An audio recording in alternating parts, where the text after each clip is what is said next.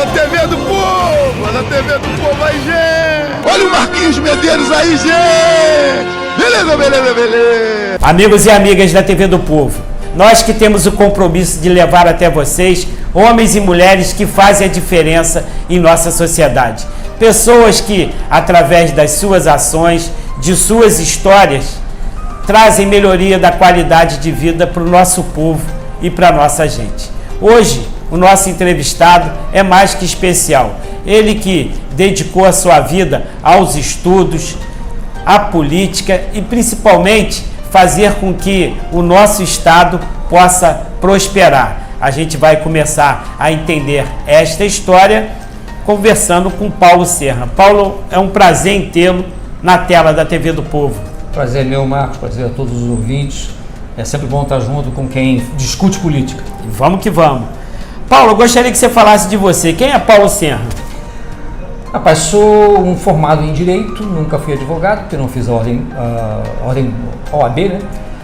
Fiz um mestrado em Gestão da Informação e fiz um doutorado em Ciência Política. Então, esse período todo aí, nesses últimos 37 anos, desde 1982, eu trabalho com política e trabalho com a tentativa de compreender os processos de poder e como a democracia é relevante e importante no contato entre a população e o poder.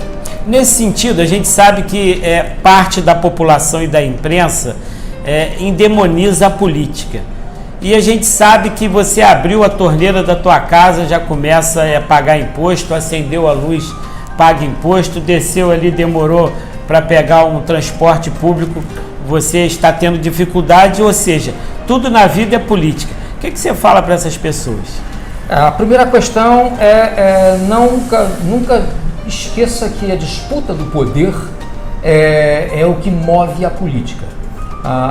No pensamento político, no pensamento da ciência política, existem dois núcleos distintos de forma de pensar, os românticos e os céticos. Os românticos sempre imaginam como é que deveria ser. Né? O ícone importante disso é Rousseau, que fala do bom homem, né? E Marx, que projeta no futuro o comunismo. Ele faz uma análise do capitalismo e projeta o mundo ideal do comunismo. E no mundo cético, o ícone é Maquiavel, que não discute como deveria ser. Os fins justificam os meios ou os meios justificam os fins? Nem nisso ele vai dizer o que você precisa fazer para ter poder. Lourenço na obra de O Príncipe. Isso. Ele não se preocupa com esse posição. Tem uma máxima do Maquiavel que é: o bem deve ser feito devagar. Boa. E o mal deve ser feito de uma única vez, rápido, que é para não gerar um sentimento negativo muito longo. Na política brasileira, vamos trazer um pouco menos de teoria, um pouco mais de prática, né? A gente tem tido um processo de degeneração dos partidos políticos.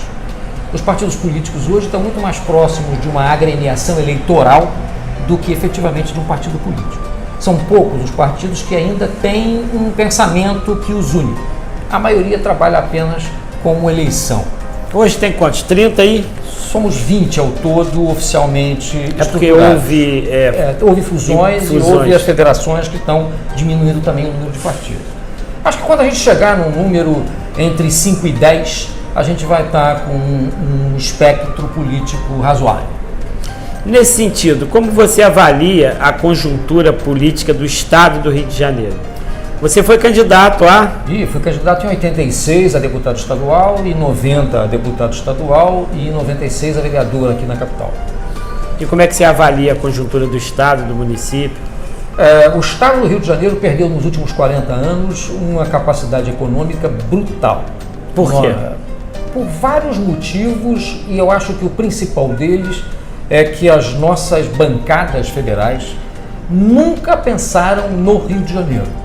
São bancadas que pensam no Brasil, adoram discutir o Brasil e não se cuidam dos municípios. Vem aqui, pega os votos, vai para Brasília. Aí vota de acordo com São Paulo, vota de acordo com Minas Gerais, vota de acordo com o Nordeste. Tirando o ICMS daqui. E aí a gente pega. Do petróleo. Você vê Friburgo. Friburgo é uma cidade que tem um potencial industrial fantástico. Metal mecânica. Metal mecânico, lingerie, inteligência, inclusive, porque tem universidades e tem... Mas agricultura, tem qual tudo. é o potencial que os deputados federais ultimamente têm dado para o desenvolvimento de Friburgo?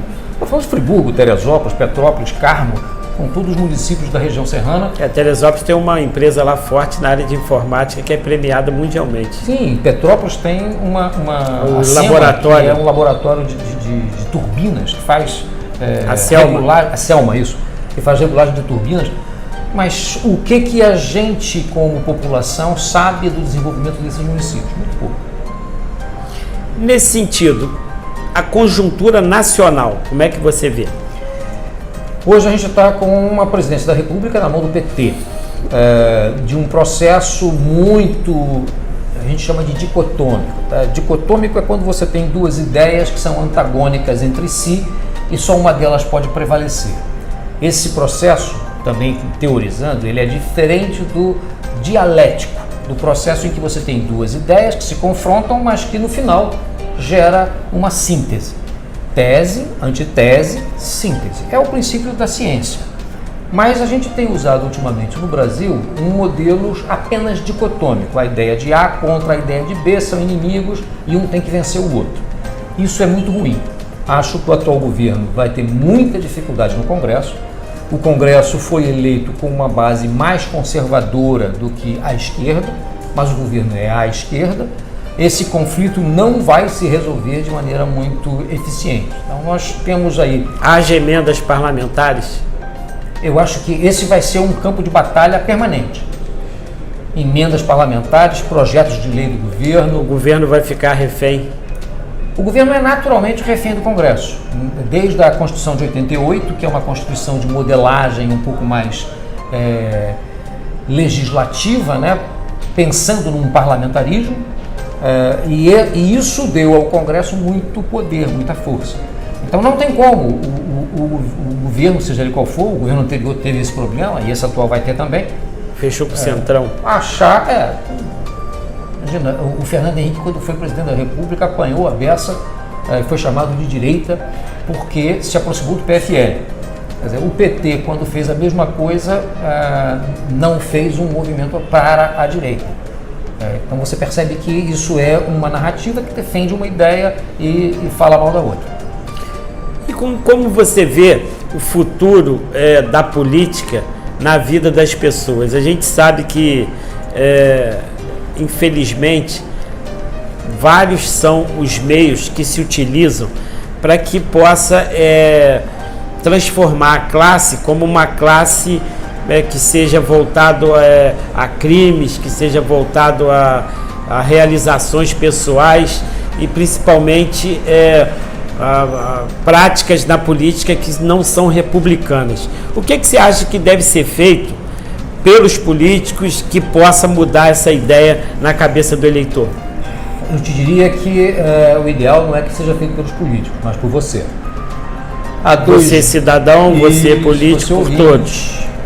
Nosso telespectador que nos dá o privilégio de estar sintonizado na TV do Povo. E é um prazer e um orgulho estar aqui com vocês. Tem um pensador filosófico, Platão, que viveu 2000 anos antes de Cristo. 1000 anos antes de Cristo, nem me lembro mais, mas é antes de Cristo. Então a gente está falando de um pensamento de mais de 2000, 2500 anos. E Platão tinha uma frase que dizia que a punição dos bons de não quererem participar do governo é ser governado pelos maus. Isso significa que não há vácuo no poder. Se você não participa, alguém participa. Se você não decide, alguém decide. E quem é esse alguém que decide por você? Então, a melhoria do processo político precisa ser feita em duas frentes. Uma, como você bem lembrou, pelos políticos, que precisam trazer de volta uma política mais séria, mais voltada para a solução dos problemas locais. E uma segunda do eleitor em não se deixar ser levado por uma miséria qualquer que te deem. Se te derem um churrasco, coma o churrasco, mas não permita que o churrasco seja o processo decisório que você tem. Coma o churrasco, naturalmente escute o que tem para te dizer, mas vote e escolha os seus representantes de acordo com o que você pensa. de acordo com o que você acredita. A antropologia nos oferece uma lógica em que as pessoas todas são constituídas sobre dois princípios, crenças e valores. Aquilo em tudo que a gente acredita e aquilo tudo que a gente valoriza. Então, olhe para dentro de você e veja o que você acredita e veja o que você valoriza. E escolha em cima disso. Se o seu candidato contempla, apoia as suas crenças e os seus valores, vote nele. Se não, não interessa o cimento, não interessa o churrasco, não interessa a camisa de futebol, não interessa nada. Se ele está contrário ao seu conjunto de crenças e valores, foge dele. Nelson Carneiro. Um ícone, foi um professor. Consegui ter o orgulho de trabalhar com ele por um pequeno período.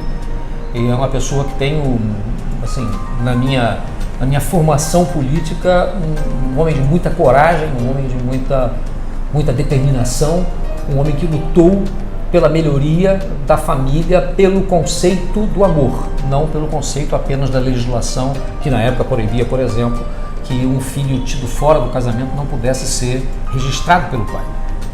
Então essa foi uma das primeiras leis, uma das que ele mais gostava, de passagem, porque se alguma pessoa tivesse um relacionamento, tivesse um filho, e essa pessoa fosse casada, ela não poderia ter o nome do pai e da mãe na sua certidão de nascimento, que era proibido. Absurdo.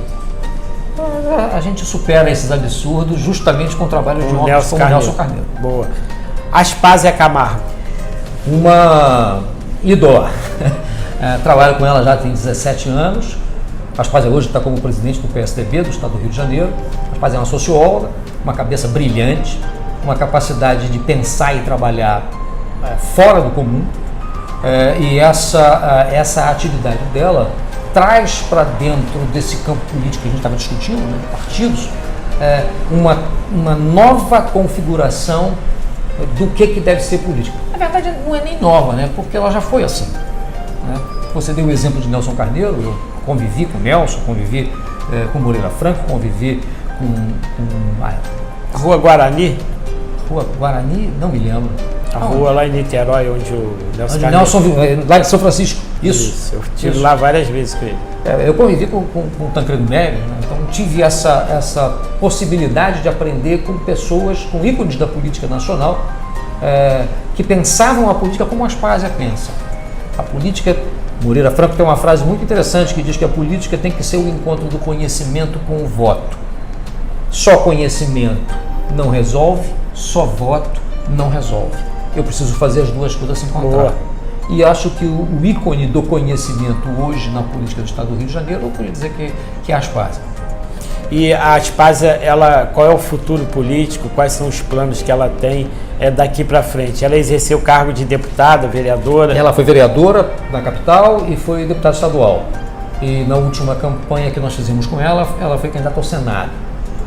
Eu diria que o mais importante do que pensar o futuro dela é pensar o presente dela, que é a reconstrução do PSDB.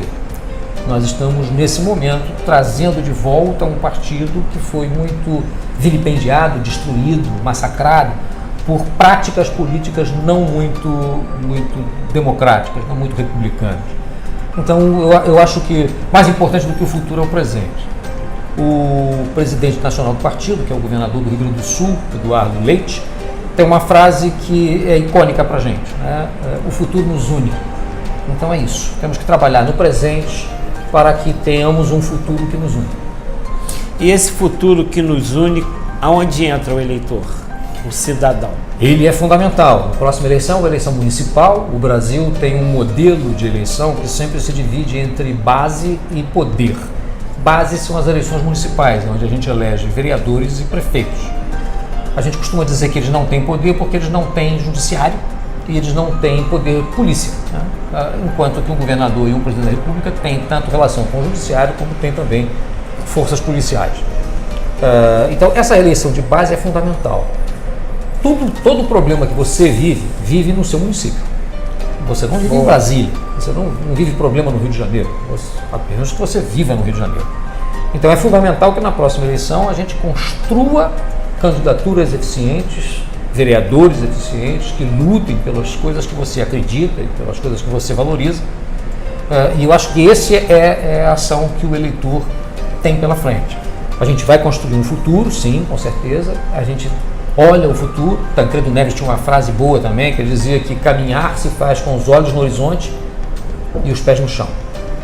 Você não pode perder o horizonte, o futuro, mas você também não pode perder o contato com o presente, que é os seus pés no chão. Então, hoje eu diria para você que o trabalho que a gente está desenvolvendo com as PASA no PSDB é um trabalho de presente, para poder construir um futuro. Serviços públicos funcionando, como se viabiliza isso? A gente tem um conjunto muito grande de serviços que o município assumiu a partir da Constituição de 88. Esses serviços públicos, saúde, educação, transporte e parte até da segurança, iluminação pública, limpeza, todos esses serviços não estão bem posicionados em termos de finanças. Tem muita coisa para fazer e tem pouco recurso para cumprir isso tudo. A gente acabou, a partir da Constituição, afunilando o dinheiro para Brasília e reduzindo o dinheiro no município. A gente gostaria muito de inverter essa posição, de aumentar a arrecadação do município, diminuindo o repasse de verbas para a União. Um modelo mais americano, talvez até um pouco chinês. O modelo chinês é toda a arrecadação no município. E é o município que passa para a província, estado, e é o estado que passa para a União. Aqui é o contrário, né? Aqui o dinheiro vai todo para Brasília e depois ele volta. O Rio de Janeiro é um fornecedor de tributos a Brasília, à União. Nós tiramos dinheiro do Rio de Janeiro e damos dinheiro para outros estados. E isso é muito ruim porque isso atrapalha o nosso desenvolvimento. Então, uma das bandeiras que a gente tem defendido é isso. A gente precisa melhorar a arrecadação, porque senão o serviço fica deficiente. Senão a gente vai cobrar do prefeito, do vereador, que seja mais eficiente, mas não há recursos para resolver o problema. Todo poder emana do povo e seu nome será exercido. Princípio da democracia, quem tem efetivamente o poder no Brasil é a população e ela não se dá conta disso. É um pouco parecido com um boi, né? Um touro, que não sabe o poder que tem, não sabe a força que tem. O poder tem que ser exercido em nome do povo e ultimamente a gente sabe que não tem sido muito bem assim. Em várias frentes a gente percebe que o poder tem sido exercido para pequenos grupos, pequenas famílias, pequenas soluções não muito republicanas. Você fala com Friburgo, fala com a região centro-norte do estado do Rio de Janeiro, 13 municípios são ligados ao nosso município. Quando fala essa região, o que passa na tua cabeça? Me passa que a gente tem que modelar o desenvolvimento do estado com lógica regional. Friburgo seria fantástico se ela fosse a centralidade de um conjunto de municípios que trocassem informações e serviços entre si.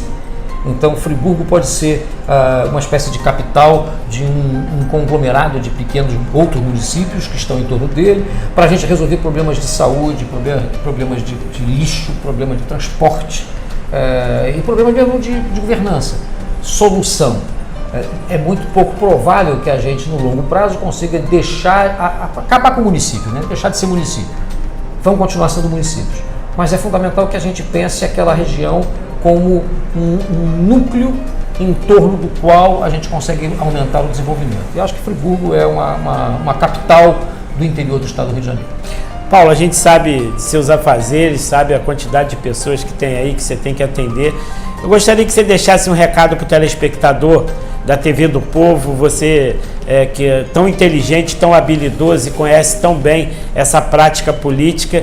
É importante orientar aquele cidadão, aquela cidadã, que ele seja também um instrumento de mudança na nossa cidade, no nosso município. Você tão bem falou no início da nossa entrevista que os problemas começam nas ruas, dentro de casa, nas ruas, nos bairros, no distrito, na cidade, no estado, no país e assim sucessivamente.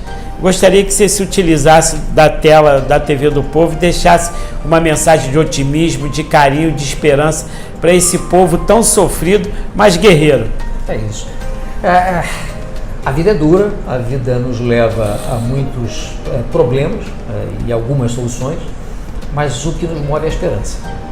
Se nós não tivermos alguma esperança, se nós não tivermos uma perspectiva de melhora, a gente desanima. E desanimar é uma coisa ruim para o brasileiro. O brasileiro não gosta de desanimar. Nem quando o seu time está perdendo. Qual o seu time? Eu sou Flamengo.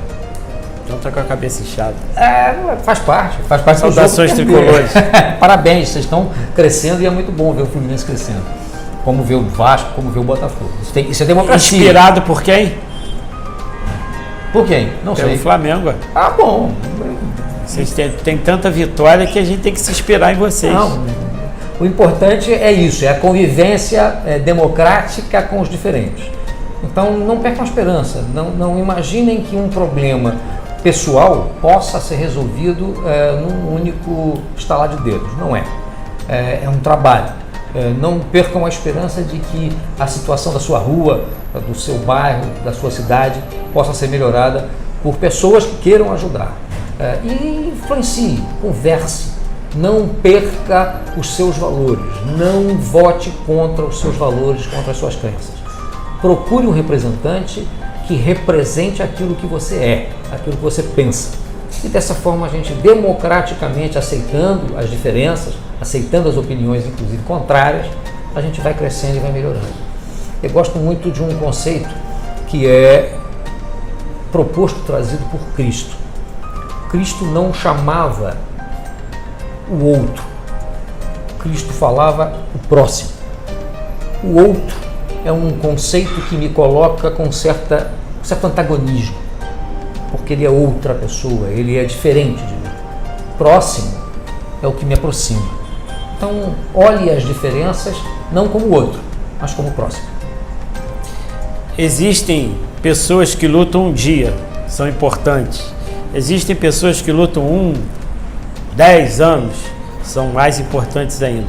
Mas existem aquelas pessoas que lutam sempre, essas são imprescindíveis, conforme já dizia Abraham Lincoln.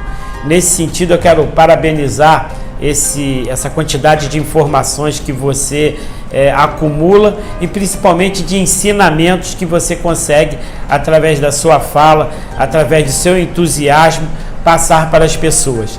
A gente, na TV do Povo, tem feito várias entrevistas com homens e mulheres que fazem a diferença, e você faz a diferença no estado do Rio de Janeiro, e com certeza, através de seus ensinamentos, aquele telespectador ali vai ser um agente de mudança em nossa sociedade. É isso. Obrigado, Paulo. Obrigado a você. Tamo junto. Marcos Medeiros, redes sociais. Com estas imagens, a gente vai terminando mais esta transmissão. TV do Povo, a lente da verdade. Alô, TV do Povo! Alô, TV do Povo aí, gente! Olha o Marquinhos Medeiros aí, gente! Beleza, beleza, beleza!